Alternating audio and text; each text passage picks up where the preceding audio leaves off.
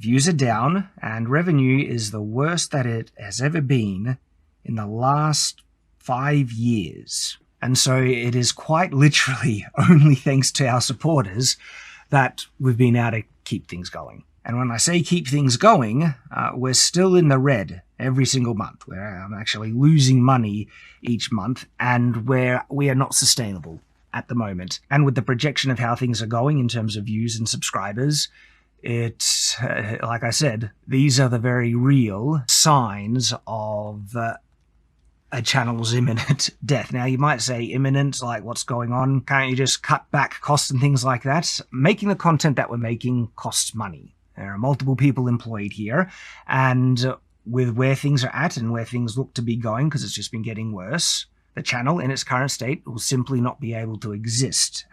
YouTubers really need to stop doing this. There's this strange trend that's been going on where they've been going on air and sharing all of these financial problems that they're having, business problems. And as a fan of those channels, I'm somebody where I like Shad, I like Tim Pool, but them doing this really just leaves a weird taste in my mouth, and it definitely makes me like them less. And maybe it does give, a lot of views in the short term, but I think it does really hurt their brand. And I'm again, coming from someone who likes these people and who's talked to other people and has friends, real life friends, not internet ones, that watch these channels too. Shadiversity has had several of these meltdowns in the last year, and the one we're watching is actually from 8 months ago. We're going to be examining his most recent one too and trying to dissect these meltdowns to see why Shad's channel is about to die. Of course, Shad has his side of the story. The algorithm is rarely promoting my videos to new viewers as proven by my suppressed recommendations. I'm being repressed, bloody peasant! Oh, what a giveaway. Did you hear that? Did you hear that, eh? That's what I'm on about. Did you see him repressing me? My audience is still here, but it seems like YouTube does not want them to watch my content. Is YouTube guilty of repressing Shad? Find out what the verdict will be.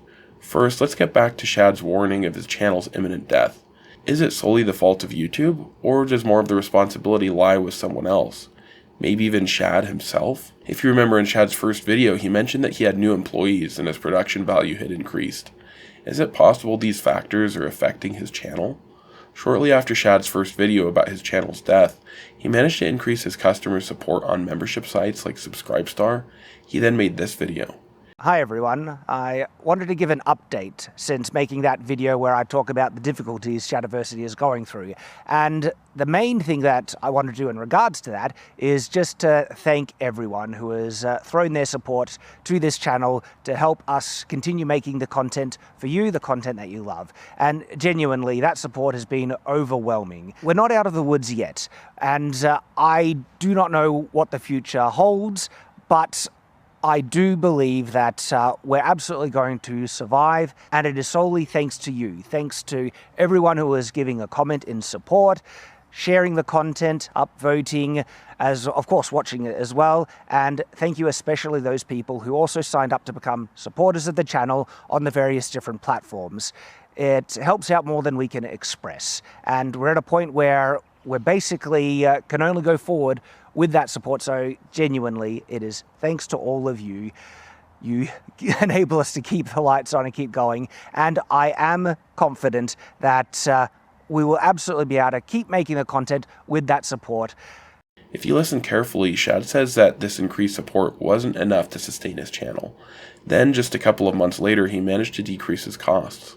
Hi guys, we have a bit of an update, and look, from, I guess, our perspective, it's a bittersweet update, and it's that Nate, our wonderful co-host and friend here, will be moving on. I will be. So I've had an opportunity arise that not coincides, how would you put it? Clashes, I suppose, timing-wise. Sorry, water bottle. Yeah. Timing-wise with my time here at Shadiversity. I'm not full-time here anyway. As you know, our financial difficulties are a little funky, so we've been working with that over the last year, but I've got some opportunities that I have signed NDAs for, so I can't talk about, but it's, as Tyrant was discussing, it's probably all very boring and very businessy, and I kind of just nodded. If you listen to Nate's explanation, his departure was because of Shad's financial situation, as he wasn't able to work full-time, and the new job that he was offered gave him way better wages. And just a little later, another one of Shad's employees left. And so I've left Shad because we're actually moving back in with family, and I'm finding new work where we can kind of save up our money and reconfigure our lives to give us the future that we want. Because both me and my wife, we want kids, we want to buy a house, we want to have a happy life. His departure is also because of money. He said he had to go back to live with his family so he could save up. In other words, he wasn't making enough with Shad. It seems to me that Shad's financial struggles were perhaps the main catalyst in the team member's departure. Now we're going to take a look at Shad's evidence of YouTube suppression, which centers on how one of his videos, called Forged in the Fire, was promoted far more than his other two videos. Let me play that now. At the time of recording this video, our fight scene video, in the first 7 days from its upload, received 642,000 impressions, with 50,000 views as a result and a higher click-through rate than the Forged in Fire video. The conversion between impressions and views on the fight scene video is 1 view for every 13 impressions. By all the meaningful metrics, the fight scene video is a higher performing video than the Forged in Fire one. People click on it more often with fewer impressions needed to get a view. This is exactly the same with my recently released video on the whip sword. 377,000 impressions with 29,000 views. That is 1 view for every 13 impressions. Once again, better than my Forged in Fire video, but it is not getting recommended nearly as much. If my fight scene video or my whip sword video were to have received the same amount of impressions as my Forged in Fire video over their first week for being uploaded, meaning they received the same amount of impressions over that first week as my Forged in Fire video did, based on their conversion rate of 1 view for every 13 impressions, those two videos both would have received 192,000 views. 20,000 more views for the same amount of impressions as was given our Forged in Fire video. So the question is, why is YouTube not pushing those videos that would receive higher views for fewer impressions? So here Shad asks, why isn't YouTube promoting these two videos if more people out of 100 will click on them if they get it recommended? Now, something that a lot of people may not know is that the more YouTube promotes a video, the less people will click on it. That's because if a video is mostly just being recommended to subscribers, they're going to be a lot more likely to click on it. Think of it this way, if you're selling donuts inside your donut shop, will you convert more of the patrons into customers there than if you go outside walking on the street and asking random people if they want to buy one?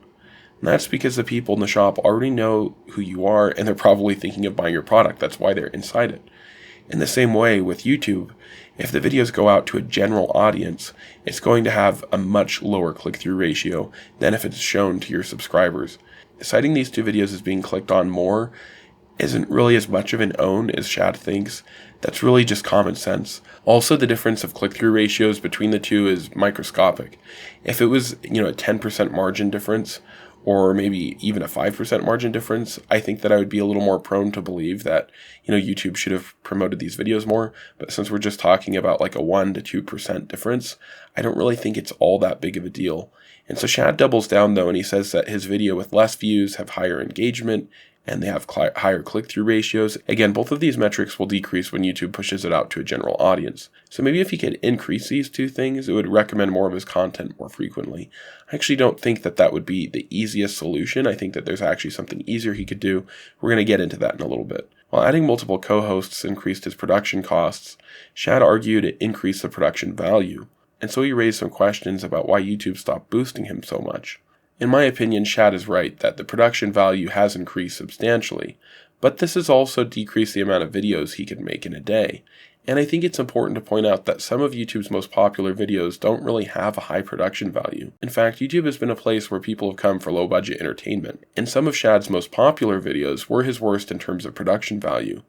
Maybe these improvements were appreciated by some of his fans, but perhaps this could explain a decrease in views. You see, with an increased production value, it decreases the amount of videos he can make. And the more videos you have, the more likely it is that YouTube will promote something and that it'll go viral.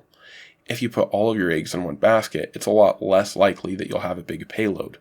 And from the evidence that Shad has presented, I don't think that he's being repressed by the algorithm. It's interesting to me too, because Shad feels that his sword fight film is his best one, and he keeps saying that, maybe this is our best video, why isn't YouTube promoting it? Now contrast that with our more recent video, Fight Scene, the Shadiversity short film. One of the best, if not the best video we've ever made on the channel, and the algorithm has just buried it. How do I know this? Direct analytical proof. At the time of recording this video, our Fight Scene video, in the first 7 days from its upload, received 642,000 impressions, with 50,000 views as a result, and a higher click-through rate than the Forged in Fire video. But YouTube promotes things based off of what it'll think will do well with a general audience. And so to me, I see this sword fight, and I really wonder, how many people are there who'd want to see it? But maybe if Shad was to talk about something like the Gladiator or some other trending topic with a sword, then I think that would do a lot better. In fact, if you look at some of the videos that he's done recently that have gotten a lot of views, that's generally what he has done. He's talked about, for example, the Wukong game and some of the weapons in there, and that was something that actually kind of went viral. So I would recommend maybe prioritizing the quantity of videos you make and thinking, if this causes an increase in 80% of work, will it really cause an 80% increase in quality? And if it only will cause, a marginal difference in quality, then I don't think that that's something you should focus on, especially, again, considering that YouTube isn't really known for a place that we watch Oscar-worthy content. It's a place we come to just unwind and have fun. That's how I see it anyway. And maybe I'm wrong, and again, this isn't coming from a place of hate. This is coming from someone where I like Shad. I'm not going to say that I watch all of his videos. I actually haven't watched him that much in the past year or two. But again, this is coming from someone who's enjoyed his stuff in the past. And I don't think that Shad's, the only one who's done this. I've seen Tim Pool and the Quartering do this, recently, and I've covered that over in this video over here. Anyway, give it a look, and don't forget to like and subscribe, and have a great rest of your day.